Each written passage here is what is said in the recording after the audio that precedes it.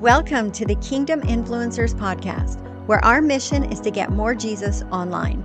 This podcast will equip and empower ministry leaders as well as regular, everyday Christians to take the message of Jesus Christ throughout the digital realm. I'm your host, Leanne Fox, digital ministry coach and the creator of the Kingdom Bloggers Ministry, and I am so excited and honored to be a part of this journey with you. Let's get started.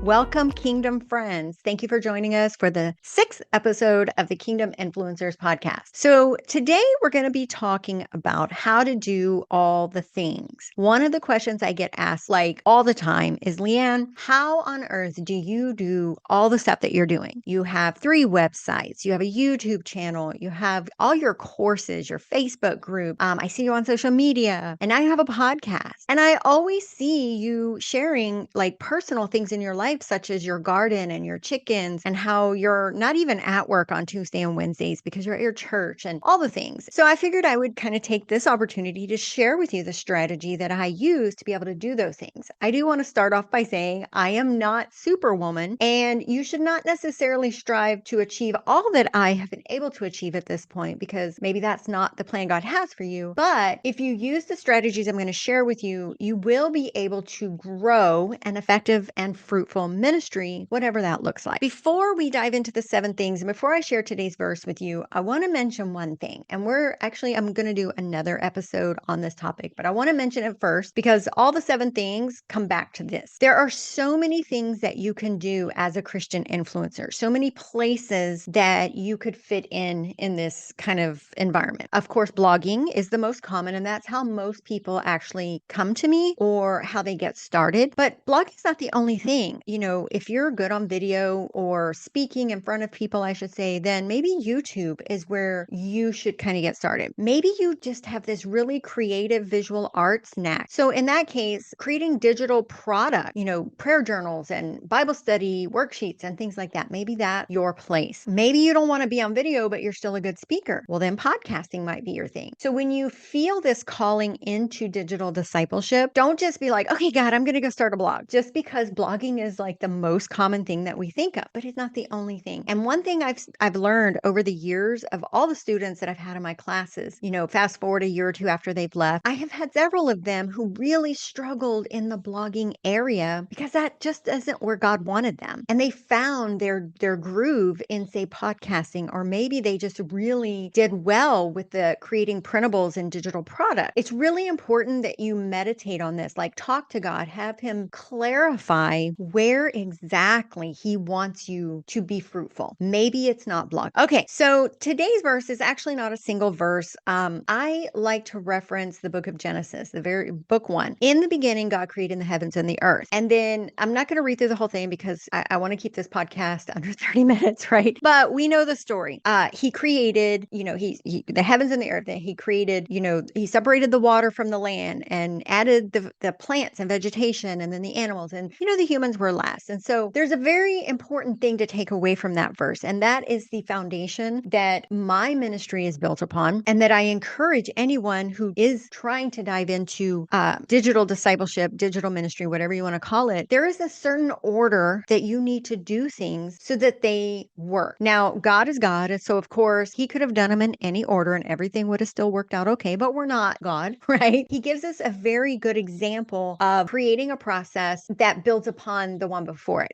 In the story of Genesis, if he had put the humans first, we would have had nothing to eat, right? So he put the vegetation there. Well, first he separated the water, and that way we have land so that we wouldn't drown. But then he put the food sources in place. He put the vegetation first and then the animals, because some of those animals eat vegetation. And then he put the animals before the humans. So both vegetation and animals were there, as well as land, before he put us on it. And if you apply that in your ministry plan, right? You should have a plan. Don't just jump in and be like, oh, what are we doing today, right? You should map it out, what it's going to look like. But if you do them in the right order, then you will bear fruit. But what happens is we just sort of jump in and start doing this and that. And there are things that we start in the very beginning that aren't meant for that season, right? They're meant for much later on in the blogging journey. And so that's kind of what I'm going to talk to in these 7 strategies today. Okay, so let's get started. The first thing, strategy number 1, pick one Start with one thing. For me, it was my blog, because the blog, getting it,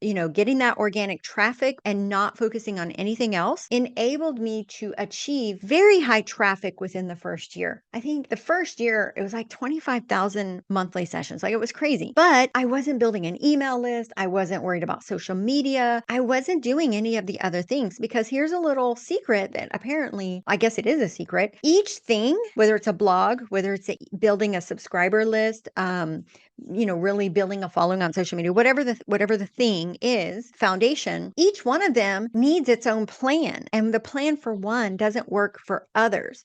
Like, they're very distinct and individual platforms that need very distinct and individual plans. So I didn't even start my email list until like year 2 or 3, right? My first year was all about the one blog. Yes, I have 3 blogs now, but I didn't start those other 2 until like 2021, like many years into this. I didn't start my YouTube channel until last year. So my ministry got started in 2018. And so this podcast, we started this year, right? And so I got one and got it to the point of what I call autopilot, like it's generating traffic, it's doing its thing. And then, and only then, did I move on to the next platform, if you will. And again, a platform could be social media, it could be the email list, whatever medium you have to reach people. So focus on one foundation at a time before moving on to learning something else. Number 2, you need to know how much time you have to realistically work on your ministry and all the things. So, truth here, I do this full time. I'm retired from the military. I don't have a outside job, if you will. This is my full-time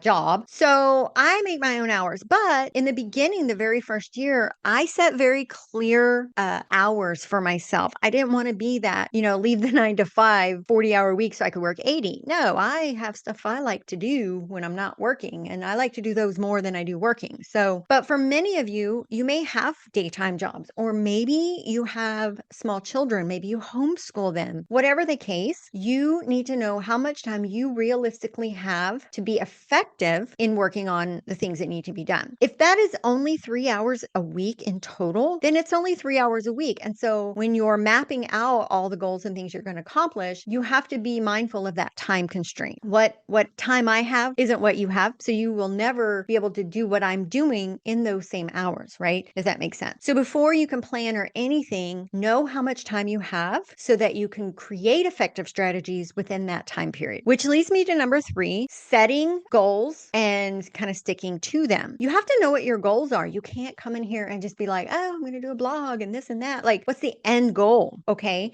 So for me, my first year, it was traffic. My goal was traffic. I wanted to reach a certain amount of traffic by the end of the first 12 months. That was my goal. So everything I did, every task I worked on, if it didn't bring the return on time investment of traffic to my blog, I didn't do it. Well, in the first few months, I had no traffic. Therefore, what was the point of an email list? There's nobody to sign up. So I didn't do the email list. I didn't even do social media. Social media, for the most part, especially when you're new, is not going to drive traffic to your blog.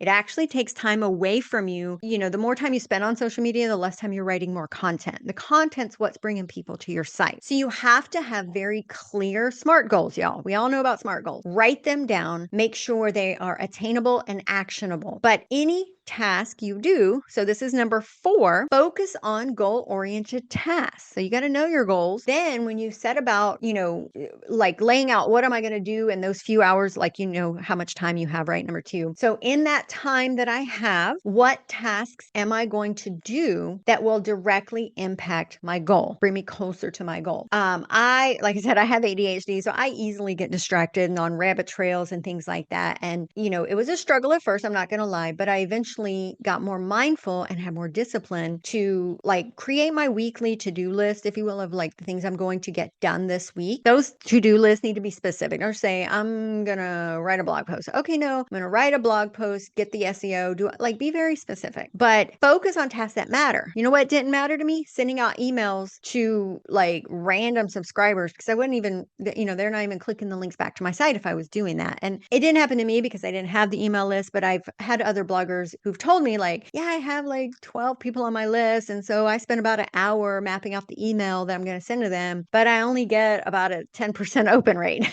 Like that's just not a good ROI. Okay. So you have to look at the tasks that you're doing, make sure that the return on the time that you're spending is actually meeting your goal. So of course you got to know what your goal is. Avoiding the shiny things is one of the biggest struggles in blogging. Many of the bloggers, if you will, if you follow them, and I'm not saying don't follow them because I follow them too, but you have to follow them like with discipline to not get distracted by all the cool new tools and software that they're telling you is going to help you reach thousands of people overnight. Like those are distractions. Those are the enemy using these things to keep us from creating more content, which is going to bring more people to our sites or our platform, whatever platform it is. I say blog, but whether it's your YouTube channel or podcast or whatever. All right. So number 5, batch.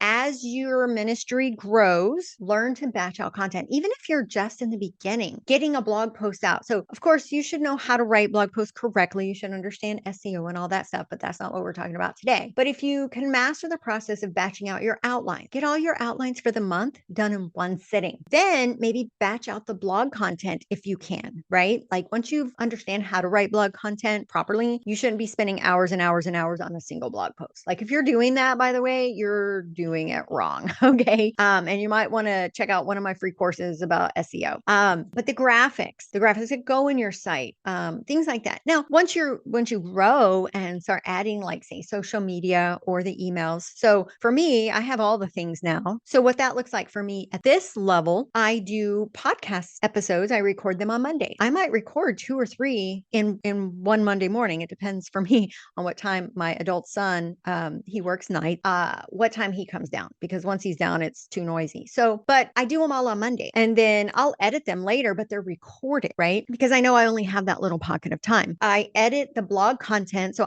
little truth here, I don't write my own content. I have a team of writers, but I still have to edit it. And so my editing days are actually either Tuesday mornings before I head out, because I serve at my church on Tuesday. So in the mornings, I might edit 1 or 2 posts, but usually it's on Thursday mornings because I have a Zoom call for my mastermind at 12 on Thursday. So Thursday morning is usually when I'm editing content. Now, I also have YouTube videos. And so whatever videos I'm going to create for the month, there's been days, y'all, when I knock out 5 videos in a single morning, right? Because I know what I'm going to say. I do them, get them recorded. I don't necessarily get them edited in that time, but I at least get them recorded so that the editing I can do, later on. But batching is what enables me to do that. I batch all my emails, y'all. I will sit down in one sitting at the end of the month and I will create all the emails for next month and schedule them out. So they're done. Like, I'm not like, oh my gosh, it's Monday morning, I need to get my email out. No, it's already on autopilot. So I should say batching and automation. Batch out your work and put it on some sort of autopilot. Number 6, when you are able, hire help. Remember, I talk gifts and talents are a big thing to me.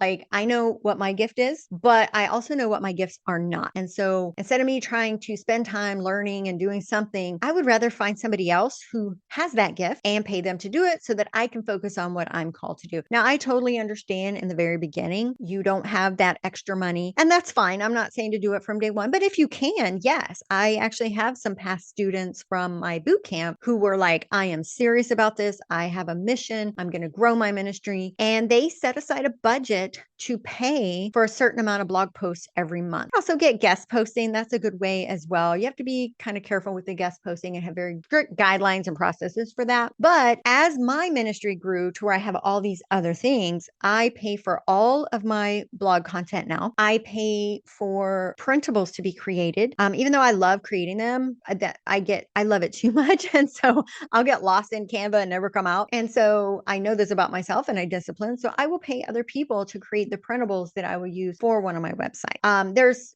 copyright and there's other things that I actually pay for because that takes time off of my calendar so that I can focus on the things that I need to do, but it also enables me to get more done. So when you are able to do that, definitely start budgeting that into your budget plan for the year. Okay, so number 7, and this is one that I think definitely most people do not do, but it has been very important for me to take a pause at the end of each year and reevaluate. Like, I'm doing all this. Oh, and also, once I start feeling like, oh my gosh, I'm behind. I had to work an extra day this week. Oh my goodness, I had to work 5 days instead of 4 days. But again, I value my free time. I value that I have Tuesdays and Wednesdays to go. I serve at my church. We have like a mission pantry and stuff. I love going there for that part, but also the fellowship. You know, when you work alone, when you're an entrepreneur that works from home, it can be lonely. And so not only am I getting spiritually filled through serving, it's about serving, yes, but I need that fellowship with other people because I'm alone when I'm in my house. I mean, I have my chickens and my dogs, but I need other people. And so that is a kind of a, what do you call it? Like, there's no compromise on that. Tuesdays and Wednesdays are for me to be not at my desk. And so if I start feeling like, oh, maybe I just won't go Tuesdays so I can catch up on it, then that's telling me I have too much going on. And so I need to take a pause, kind of look at all the things that I'm spending my actual time on and look at my ROI for those things. Go into Google Analytics, go into whatever and look. And it's like, well, I'm spending like a whole, one of my 3 hours, I'm doing this, but I'm really not getting anything from it. Okay, why am I doing it? And so I will reevaluate where I'm spending my time and make sure that I'm only spending it in places that are bringing back a return. And so, the definition of insanity is doing the same thing over and over and over and expecting different results. So if you are stressed and overwhelmed and you're just like, oh, you're not doing it right, like blogging should be fun, or in digital ministry. I keep saying blogging because that's like the most common way, but whatever area you're in, if it's not fun, you're doing it wrong. This should be fun. We should wake up every day and be joyful in the fact that we get to do whatever it is we're doing to share Jesus. And for those of you who build it to the point of a ministry that can sustain you income wise, like that's just an amazing thing to do. And I don't ever want to feel stressed over it. And so reevaluation on a regular basis, whether that's quarterly, semi-annually, at the end of the year, whatever it is, that is very, very important for remaining fruitful. All right, so let's recap. The first thing was choosing one foundation, knowing how much time you have to work on your ministry, identify and understand what your goals are, focus on only goal-oriented tasks, avoiding all those shiny things, batch out your work and automate it when possible, hire help, pay others to do some of the work so that it can lighten your specific workload. And then, of course, regularly reevaluate your processes. Make sure that what you are spending time on is bringing a good return on the time investment that you're spending. So, okay, guys, I hope this was super helpful. I hope it encourages someone or maybe give you an aha moment like, oh my gosh, that makes so much sense, because that's what I like to do. Be sure to join us next week. We're going to dive into, specifically for you Christian bloggers, we're going to do a series on things related to growing your Christian blog. So next week, we're going to actually talk about keywords like SEO, help you understand it, and also dispel some myths about it. Be sure to share this podcast if you found it helpful. Leave us a good review if you want on iTunes. And of course, make sure you're following us. And remember, I like to end every episode like this. If you are not using the internet to bring people closer to Jesus, the enemy is going to use the internet to take people away from Jesus. So take that with you as you go out there, and I will see you guys all around. All right. God bless. Have a great week. Bye-bye.